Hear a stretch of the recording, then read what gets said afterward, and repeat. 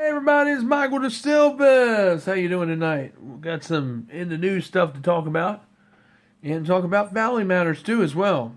Um, I first off want to start off with family matters because I think it's so important because that's the foundation of our society. And hopefully, I pray that you come from a Christian and a love and God abiding home, where your parents are godly, and hopefully you all are too Christian as well, children and teenagers and young adults as well.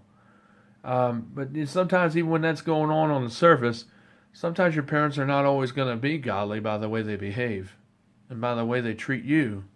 Maybe you have a really controlling and overbearing and overprotective father or mother, you know, or maybe an aunt or nanny, or someone else in your family that's like that. And that's not good because that's abuse. Social services calls that physical and mental abuse. And if someone were to call social services, they could take any child that's in an environment where they're being abused that way by being controlled, manipulated, or intimidated, meaning made fun of or put down. That's what intimidation is.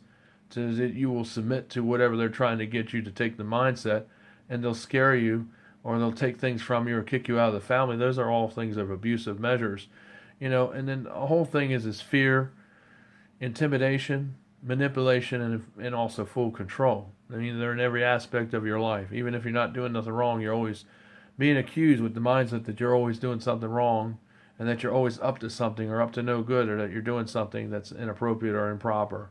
When really they're just paranoid and you're not doing anything at all. You're just very well behaved, like a lot of Christian children are. But sometimes in the home, sometimes parents can be a little bit too strict and a little bit overbearing.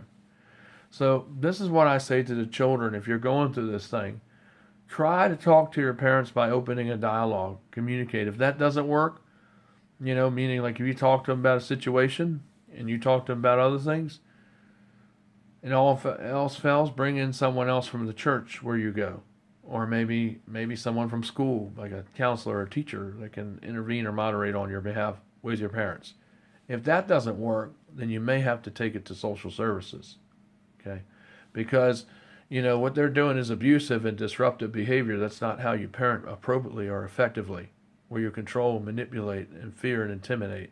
That's not how you're supposed to parent at all. That's all from the devil. Those kind of behavior and attributes come from Satan. They don't come from God. So if we're trying to force a view, or sometimes we'll use brainwashing tactics, like we'll say, well, I don't like this person, or I don't like this group of people, and because I don't like them, I don't want my children to like them either, so I'm going to lie, and I'm going to make up stuff, and I'm going to make them look really bad. And you find that happening with parents when they split up, and it's like one parent gets the custody while the other one's trying to fight to get custody so they can see them part-time.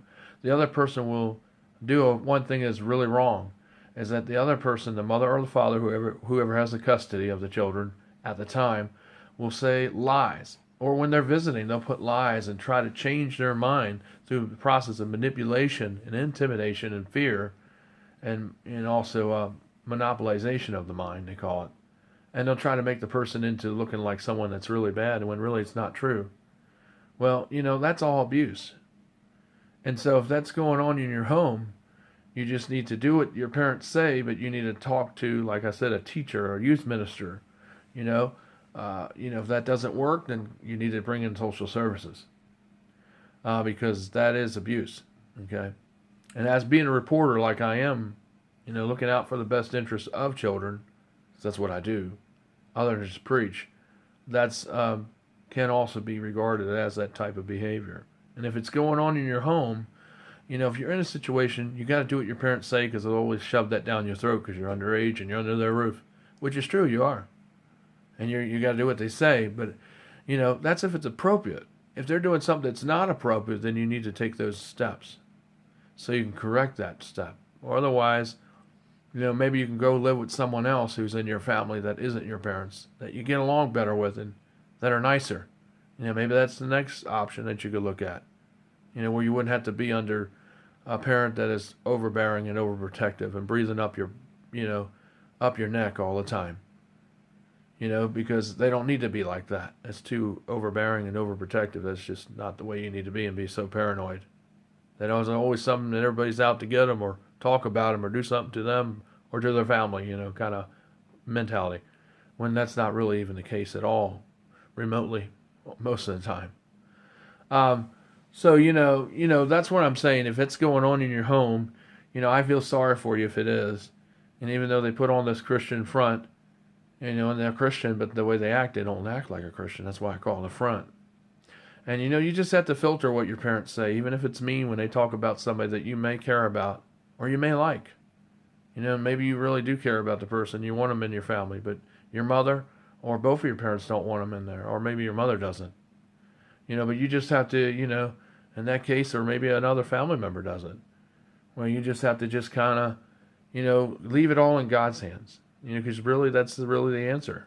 Because God can do things that people cannot do.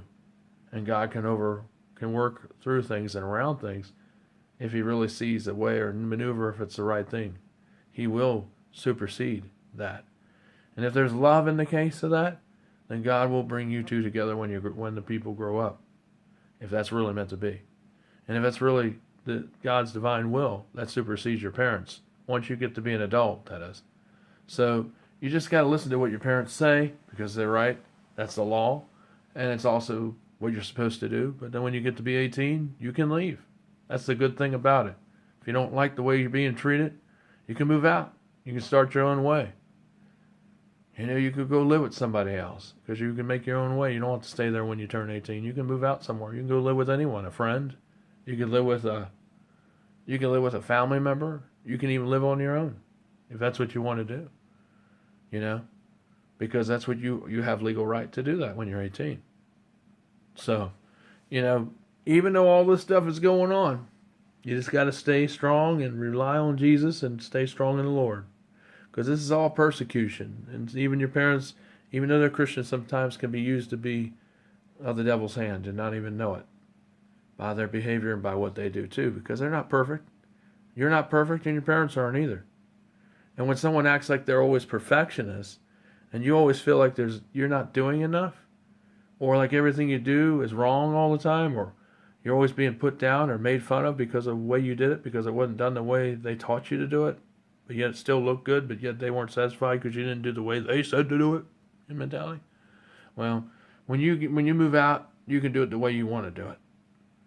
And, you just have to hang in there until you move out. And it's going to be hard, but you can do it. And then the good thing about it is you won't have to deal with that mother or that father or that other family member that's abusive to you. Once you get 18, you can go move out. And you don't have to worry about them anymore. But in the meantime, yeah, it is hard. I know it is, kids. I know. Teenagers, I know. But you just got to make the best of it any way you can, because if you got somebody that's brainwashing you and saying all kinds of lies and try to reverse your mind or your thought, hopefully you can recognize and separate that stuff and know the real truth about that person and not try to let them try to contradict you or try to change your thoughts with their propaganda manipulating tactics or intimidation tactics or fear. Because what your mother is doing. You could always tell her that you would go to social services and report her. Or if it's a father that's doing this, you could do that too. And that may get it to stop. It may. You could try it. If that's the case, if it's really bad at home. You can actually say that to your mother. But you would have to do it. You would have to really go through it. If it really got to that. And the worst thing it could be is they would probably find another family member where you could live with until you got to be 18. Or you had to go into what is called foster care. And I really, I have mixed feelings about foster care. I think foster care has a lot of good families that would take people out of bad situations and put them in better ones, but there are also bad situations that happen when people go into foster care too. That may be far worse or exceedingly worse than where you are right now in some cases. So, if you do go to social services, don't be scared because your mom might have scared you or your dad might have scared you and told you if you go to social services, you'll never see us again. Well, that's not always true. Because you can always talk to them and tell them you want to be with a family member. And then you can go with that family member, and that family member might actually treat you better than, say, your mom and dad. But, then again, I don't know because only you know that situation if that's what you're under. If you know how your family is, you know how they are. And then you got to remember, do you really know that family member? How often do you see that person? And, are they nice? They're nice to you because they can always give you back. But I mean, if you see them a lot, that's how you know the real test if they're going to really be nice to you or not. So it's like a gamble.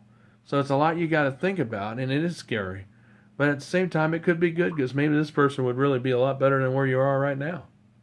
And then you would also be able to stay there until you got to be 18, and then you could go wherever you wanted after that when you moved out. So, that's what you got to think about. Some people might be a few years for you, and some people might be several years before you reach 18. And I know it's going to be really long when you're just a child or a teenager. It does seem a lot longer, but it goes by quick. So hang in there. But in the news, there's some disturbing things that are coming out up in Washington, where there's groups that want to destroy America and want to destroy Donald Trump. And they're saying that he's a Russian inauguration or a Russian agent, and all the people that are supporters of Donald Trump, meaning people who voted, i.e. who voted for him, are also in the same category or stereotype labeling. And, basically you're a Russian agent or a Russian inauguration, which is really crazy. It's like saying we're all Hitler. You're like, we support Hitler because Trump's Hitler. And that's basically what they're trying to say, just to break it all down to you. And then there's groups that are going to Washington starting yesterday, on the 14th, that is, of this month, because the inauguration is next Friday, on the 20th. And they're going to do everything they can do to block the entrance to Washington and even to block the roads that lead to the inauguration.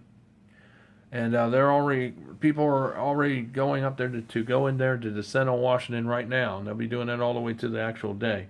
So they're going to create a big ride up there, and they're going to try to, Rosie O'Donnell, that lesbian lady that's a nobody today. Nobody ever heard of her. She's not even on cereal boxes anymore. But that lesbian liberal, Rosie O'Donnell, I hate to say that, but that's what she is. Is calling for martial law. I'm like, does she know how to spell it? Does she really understand what that means? Because, that does not just apply to just us. It'll also apply to you, Rosie O'Donnell. Maybe you think it's cool and sexy, but, when you have to be put under there and they grope your genitals, maybe you like that. I don't know, because you're lesbian, so you might really get off on that. I don't know. But whatever the case is, it really doesn't matter to me. I don't care. But it's just it really aggravates me to hear you say something like that.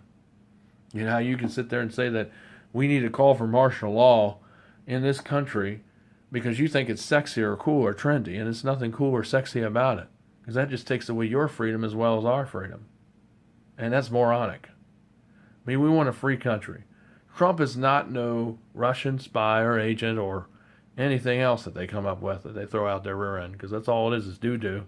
And why did Joe Biden or Biden get an award, a medal for freedom? There's no freedom. They're taking your freedom away. How in the world would you give somebody an award when they're not even doing anything for freedom? It's just like when Obama got Barack Hussein Obama, crazy man, got the Pulitzer Prize, the Pulitzer Prize, or whatever the hell he got. Why would you give somebody something that when they're not even doing anything like that? I mean, what kind of reality do they think you and I are on? Do they think we are just stepped off the dump truck? Evidently so. Because, Obama didn't do anything that was good in this country. We don't even know where the man came from, much less where he was born, because he has a forged or fake birth certificate. We don't even know where he came from. We have no idea. We know that he, took Christian symbols that were in the inauguration of him when he was inaugurated 8 years ago, and he replaced it with satanic, that's what I should say, or Islamic symbols, because they look satanic. And he basically did do that at the inauguration. And then we don't even have no idea where he went to school. We think he went to Kenya, schools in there. We're not really sure where this dude came from, where he popped out at, or who he's with. We have no idea. So, for someone to get a Pulitzer Prize, that's a joke. Just like Joe Biden to get a Medal of Freedom, that's a joke, because there's no freedom whatsoever. He's sitting there crying like a big baby up there, like he did something great in his legacy, when really he didn't do anything for this country at all, except push the same agendas that Obama was pushing. He was just being a usurper and being a puppet string man to the Tin Man. and the main man, Barack Hussein Obama, and just kind of just pushing all the agenda. So I don't know why he got a Medal of Freedom, because we're not free. We're no more freer. We were more freer when Obama first came into office than we are today. So for him to get a Medal of Freedom, that's a really joke. That's just sad. Same with Obama getting a Pulitzer Prize. A Pulitzer Prize for what? He didn't do anything except destroy his country and bankrupt it every way he can. Oh, and he shot off 4 more executive crazy orders from his camp, just 24 hours ago. So, we don't know what this dude's doing. I mean, the guy's going nuts. He's got soldiers going over to Poland to try to spark off a war with Russia. He really wants to get this thing going before Trump gets in there, and then they're going to try to turn it all around on him and make him look like Donald Trump is a rogue agent that went against the country like they tried to do with Hitler. But I'm going to tell you, that's not going to work. They can try, though, but it's not going to work. It's just really insane what's going on. It's like stuff you've never heard before. It's like crazy town. So, but it's just crazy. And, and then we have the big exodus of churches, where more and more churches are closing their doors, and, the Methodist churches are going to turn into, a lot of them are going to turn into Islamic makeshift mosque. A lot of them are getting rid of their crosses, and a lot of their Christian symbolisms and traditions, because they are getting ready to change over to Islam. A lot of Methodist churches are getting ready to do this soon, and a lot of them have already begun so already. It's because the Muslims the infiltration of them coming into our country is so great and vast that there's no place to put them. There's too much more Muslims than there's mosques that can be built. So that's why the Methodists have, a lot of churches have said that they would change their churches to Muslim mosques, makeshift Muslim mosques, to accommodate the aliens that are coming in our country that we don't even know who they are. Oh, and leprosy is on the rise thanks to the no vetting of people coming in and no security measures in place over the borders. And also other diseases are very on the rise. People are dying of weird illnesses that they never had before, thanks to no checks and no screening of the aliens or refugees that are coming in, which a lot of these people are probably soldiers for the most part, that want to come in here and aid in destroying and dismantling America from within. So, just like everywhere else. So, that's what's really going on, folks. And, this isn't even the iceberg. This isn't even the tip of it. So, I hope this helps some of you, and I hope you have a good Sunday morning, and just pray to the Lord and pray for this nation, and pray for Trump to be protected. I hope God will put a hedge of steel protection around Trump, and that he will be protected on Inauguration Day and even from the day forward. Because I believe God sent him in there. He's not a man of God, but God is using him to do something good. And I believe that if we pray, I think God will still protect him from these crazy fanatics out here, whether Islam, whether Issa, Bissa, Pidba, whatever they are. It's just that crazy. They make up names, it seems like, anymore. And the Black Lives Matter, Joe Sarno's junk that he's doing. All this crazy stuff is going on. So anyway, just pray for our nation, everybody. I'm going to pray too. Anyway, I will see you later. I do want to say that Trudy Boone had a prayer request. She lost a friend this week. She said to lift her up in the prayers. There is a girl on Johnson from Johnson Bible College Friends page that also said to pray for her family. And her name is Martha Weaver. She says to pray for her family.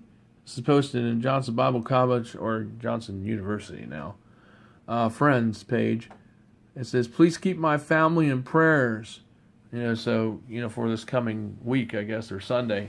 Because they got a lot of things going on. I didn't read the whole post, but, you can check on that if you belong to if you've gone to Johnson Bible College like I have, and you are a student there, alumnus, you can go there and actually add yourself to that group, and then they'll approve you, and you'll be in. And then you'll get all the Johnson posts. I don't know if they just approve people that haven't gone to Johnson. I think you have to really have gone to Johnson only in order to be a part of that group. And also,